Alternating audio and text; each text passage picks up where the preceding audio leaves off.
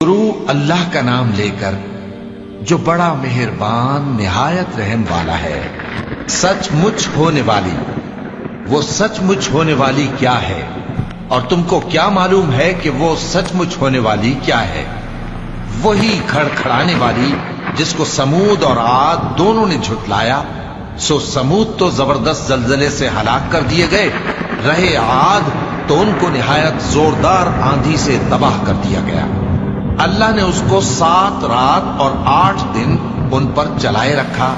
تو اے مخاطب، تو ان لوگوں کو اس میں اس طرح گرے ہوئے دیکھتا جیسے کھجوروں کے کھوکھلے تنے، پھر کیا تو ان میں سے کسی کو بھی باقی دیکھتا ہے؟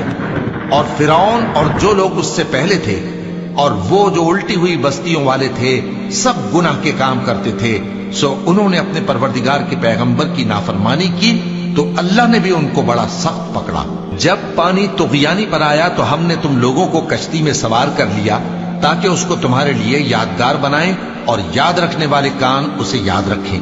پھر جب سور میں ایک بار پھونک مار دی جائے گی اور زمین اور پہاڑ دونوں اٹھا لیے جائیں گے، پھر ایک بار ہی توڑ پھوڑ کر برابر کر دیے جائیں گے، تو اس روز ہو پڑنے والی یعنی قیامت ہو پڑے گی، اور آسمان پھٹ جائے گا تو وہ اس دن کمزور ہوگا، اور فرشتے اس کے کناروں پر ہوں گے، اور تمہارے پروردگار کے عرش کو اس روز 8 فرشتے اپنے اوپر اٹھائے ہوں گے۔ اس روز تم لوگ سب پیش کیے جاؤ گے اس طرح کہ تمہاری کوئی پوشیدہ بات چھپی نہ رہی۔ اب جس کا اعمال نامہ اس کے داہنے ہاتھ میں دیا جائے گا، وہ دوسروں سے کہے گا کہ لیجئے میرا نامہ اعمال پڑھیے، مجھے یقین تھا کہ مجھ کو میرا حساب کتاب ضرور ملے گا۔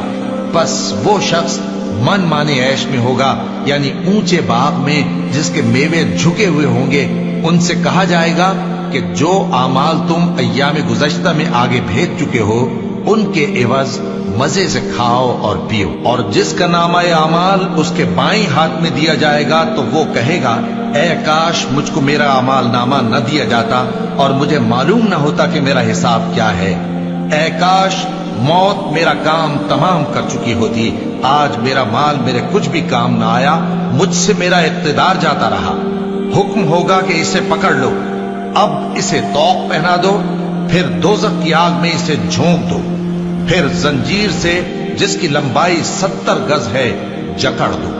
یہ نہ تو اللہ عظمت والے پر ایمان لاتا تھا اور نہ فقیر کے کھانا کھلانے کی ترغیب دیتا تھا، سو آج اس کا بھی یہاں کوئی دوست نہیں اور نہ اس کے لیے کوئی کھانا ہے سوائے زخموں کے دھون کے، جس کو گناہگاروں کے سوا کوئی نہیں کھائے گا۔ سو میں ان چیزوں کی قسم کھاتا ہوں جو تم کو نظر آتی ہیں اور ان کی جو تمہیں نظر نہیں آتی، کہ یہ قرآن ایک معزز فرشتے کا پہنچایا ہوا کلام ہے، اور یہ کسی شاعر کا کلام نہیں، مگر تم لوگ بہت ہی کم ایمان لاتے ہو، اور نہ کسی کاہن کا قول ہے، لیکن تم لوگ بہت ہی کم غور و فکر کرتے ہو۔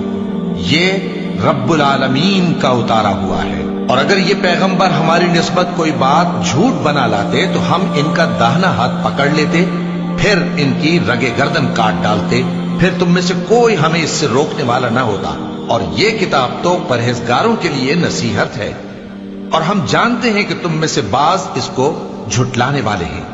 نیز یہ کافروں کے لیے موجب حسرت ہے، اور کچھ شک نہیں کہ یہ یقین کرنے کے لائق ہے۔ سو تم اپنے پروردگار عظیم کے نام کی تسبیح کرتے رہو۔